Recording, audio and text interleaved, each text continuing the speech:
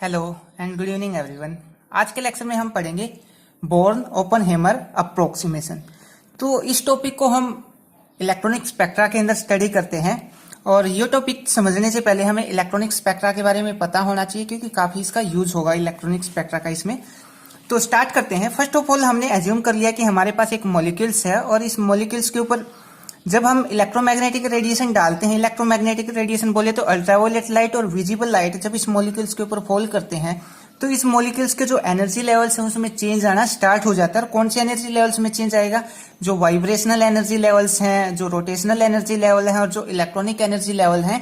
Electronic energy level बोले तो जो यहाँ पे इलेक्ट्रॉनिक ट्रांजिशन होगी, इलेक्ट्रॉन लोअर लेवल से हायर लेवल पे जाएगा, हायर लेवल से लोअर लेवल पे आएगा।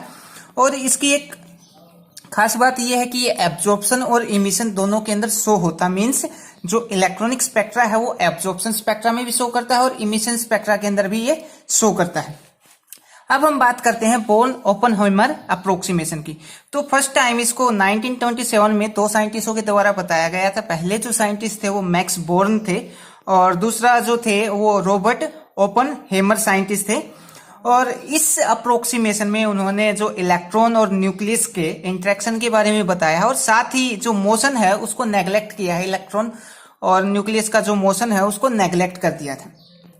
तो अब हम बात करते हैं बोर्न ओपनहेमर अप्रोक्सीमेशन के फर्स्ट पॉइंट से।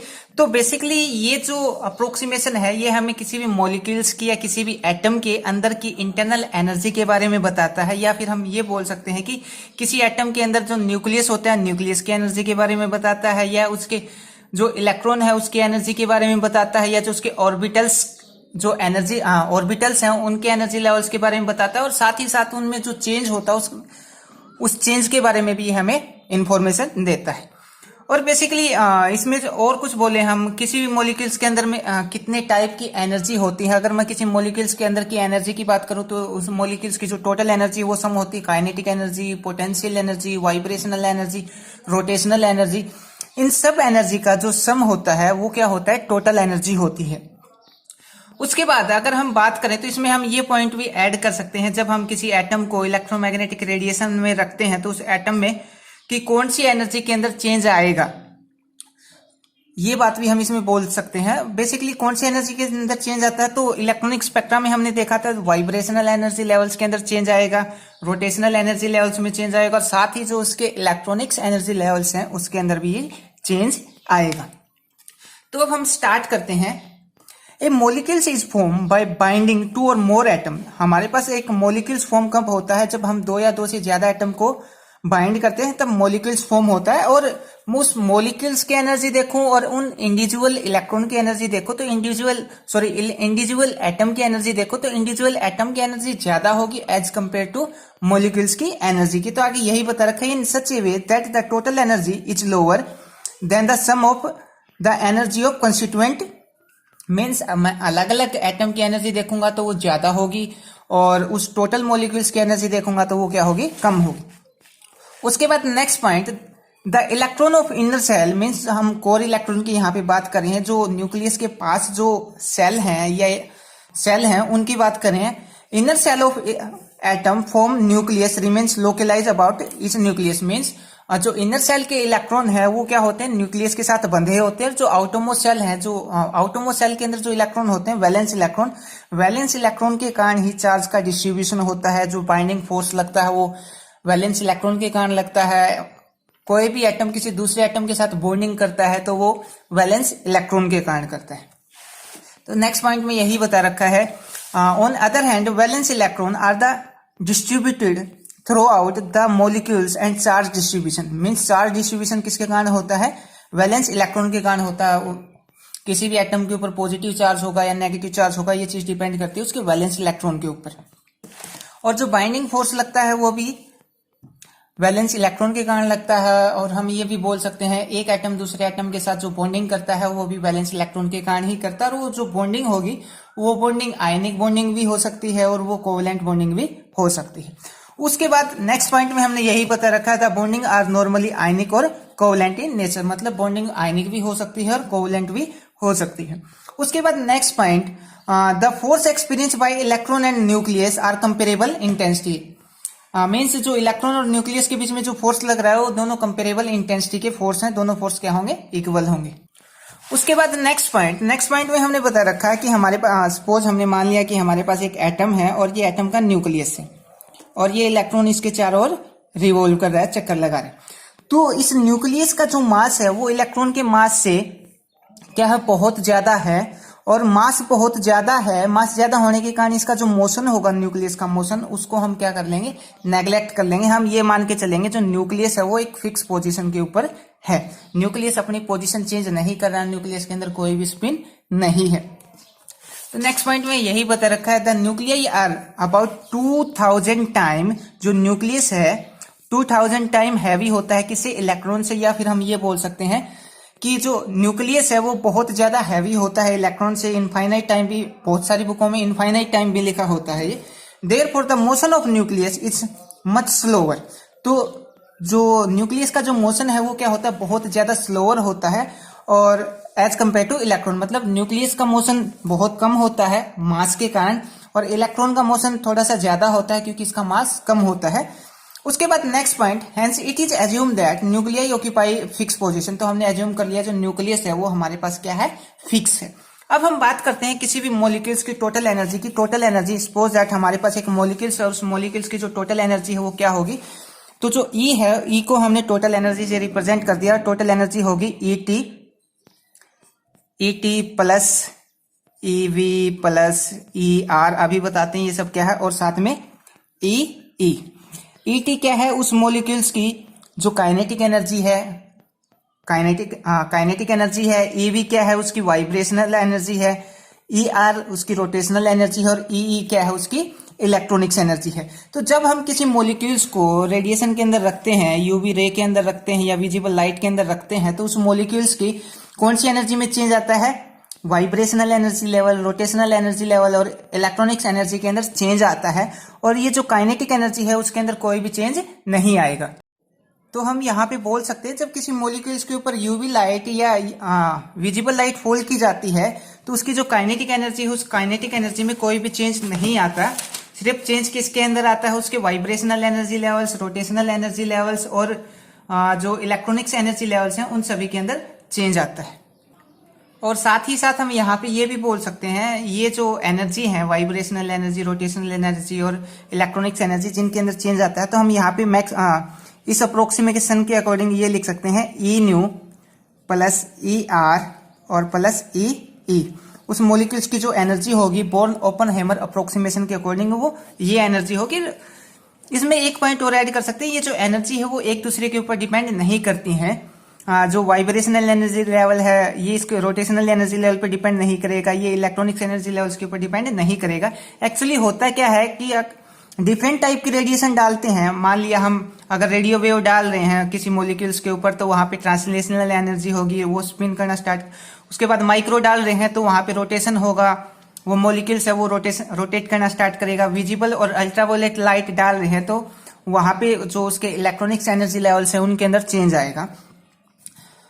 उसके बाद नेक्स्ट पॉइंट में हमने बता रखा है किसी भी मॉलिक्यूल्स, हम यहाँ पे एक मॉलिक्यूल्स लेके चल रहे हैं और उस मॉलिक्यूल्स का जो हैमिल्टोनियन होगा, उस मॉलिक्यूल्स की जो टोटल एनर्जी होगी वो कैसी होगी। तो हमने यहाँ पे सपोज कर लिया कि हमारे पास एक हाइड्रोजन का मॉलिक्यूल्स है, ये हमने एक हाइड्रोजन का मॉलिक्यूल्स मान लिया। ये न्यूक्लियस पहले एटम का, ये दूसरे एटम का न्यूक्लियस, ये इलेक्ट्रॉन और ये भी इलेक्ट्रॉन। तो यहाँ पे कौन कौन सी फोर्स लगेंगे, कौन कौन सी एनर्जी होंगी यहाँ पे। तो न्यूक्लियस के ऊपर पॉजिटिव चार्ज, यहाँ पे पॉजिटिव चार्ज, इलेक्ट्रॉन पे नेगेटिव चार्ज और इलेक्ट्रॉन पे नेगेटिव चार्ज। तो पहला जो रिपल्सन होगा पोटेंशियल एनर्जी का वो क्या होगा, ये जो दोनों न्यूक्लियस हैं वो क्या करेंगे, एक दूसरे को रिपेल करेंगे। तो रिपल्सन की पोटेंशियल एनर्जी होगी किसके बीच में, न्यूक्लियस और न्यूक्लियस के बीच में। दूसरा इलेक्ट्रॉन के बीच में पोटेंशियल एनर्जी होगी, दोनों इलेक्ट्रॉन पे नेगेटिव चार्ज है तो इनके बीच में क्या होगा, रिपल्सन की पोटेंशियल एनर्जी होगी। जो थर्ड वन होगी वो क्या होगा, ये जो न्यूक्लियस है वो इस इलेक्ट्रॉन को अपनी ओर अट्रैक्ट करेगा, दोनों पे अपोजिट चार्ज है तो यहाँ पे भी पोटेंशियल एनर्जी होगी और यहाँ पे भी क्या होगी, पोटेंशियल एनर्जी होगी। और साथ ही साथ यहाँ पे तीन टाइप की एनर्जी देखी, पहला तो इलेक्ट्रॉन के रिपल्सन की, दूसरा न्यूक्लियस के रिपल्सन की और तीसरा न्यूक्लियस और न्यूक्लियस और इलेक्ट्रॉन के अट्रैक्शन की।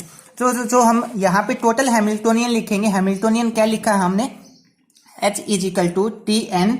TN क्या है यहाँ पे, kinetic energy operator of all nucleus. अगर मैं किसी नॉर्मल मॉलिक्यूल्स की बात करता हूं तो उसका जो न्यूक्लियस है वो भी मोशन के अंदर होता है, और मोशन के अंदर होगा तो उसकी कुछ ना कुछ काइनेटिक एनर्जी भी होगी। उसके बाद प्लस में टीई क्या है, जो इलेक्ट्रॉन है उन इलेक्ट्रॉन की काइनेटिक एनर्जी, क्योंकि जो इलेक्ट्रॉन है वो न्यूक्लियस के चारों रिवॉल्व करेंगे तो उनकी भी कुछ ना कुछ एनर्जी होगी। थर्ड वन क्या है, वीईई क्या है, पोटेंशियल एनर्जी है या फिर कोलम्बियन इंटरेक्शन है किसके बीच में, इलेक्ट्रॉन इलेक्ट्रॉन के बीच में। हमने यहाँ पे देखा इलेक्ट्रॉन और इलेक्ट्रॉन के बीच में पोटेंशियल एनर्जी है या फिर कोलम्बियन इंटरेक्शन है या फिर रिपल्सन की पोटेंशियल एनर्जी है।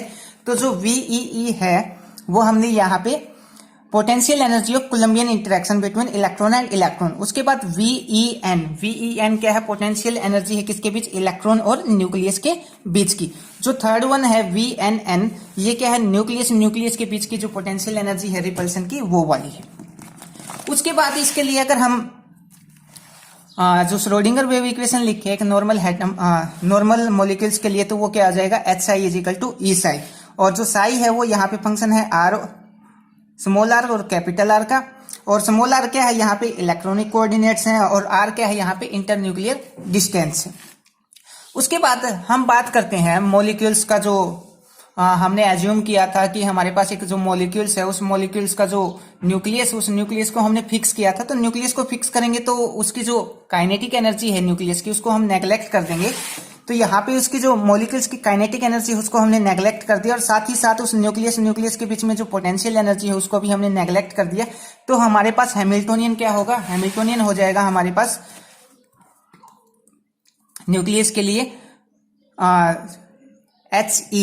टीई बोले तो जो इलेक्ट्रॉन है उसकी काइनेटिक एनर्जी, इलेक्ट्रॉन की रिपल्सन एनर्जी, और इलेक्ट्रॉन और न्यूक्लियस की पोटेंशियल एनर्जी। अगर इसके लिए मैं श्रोडिंगर वेव इक्वेशन लिखूं इस इक्वेशन के लिए, तो क्या हो जाएगा, HI इजिकल टू ई साई। और साई यहाँ पे फंक्शन है किसका, आर, स्मॉल आर और कैपिटल आर का। स्मॉल आर क्या है, यहाँ पे इलेक्ट्रिक कोऑर्डिनेट, और आर क्या है, यहाँ पे इंटरन्यूक्लियर डिस्टेंस है। और ई क्या है, यहाँ पे जो इलेक्ट्रॉन है उसकी एनर्जी बता रखी है, और ये हमने इलेक्ट्रॉन्स के लिए लिखी है तो यहाँ पे हमने ई लिख दिया। उसके बाद जो ई है वो जैसे जैसे इंटरन्यूक्लियर डिस्टेंस बढ़ती है तो ई की जो वैल्यू है, इलेक्ट्रॉनिक एनर्जी है, वो भी क्या होती जाती है, चेंज होती जाती है। उसके बाद next point, the potential energy can be obtained by adding of Vn। अगर हमें पोटेंशियल एनर्जी कैसे मिलेगी, जब हम न्यूक्लियस के रिपल्सन की एनर्जी और इलेक्ट्रॉन की जो एनर्जी है उसको ऐड कर देंगे तो हमें पोटेंशियल एनर्जी मिल जाएगी। तो हमने यहाँ पे जो पोटेंशियल एनर्जी निकालने के लिए हमने ऐड कर दिया किसको, Ve को और Vnn को। तो ऐड करने के बाद हमारे पास ये रिजल्ट आ जाएगा। Vnn की वैल्यू हमने यहाँ पे रख दी ZA/ZB E² by 4 pi epsilon naught R²।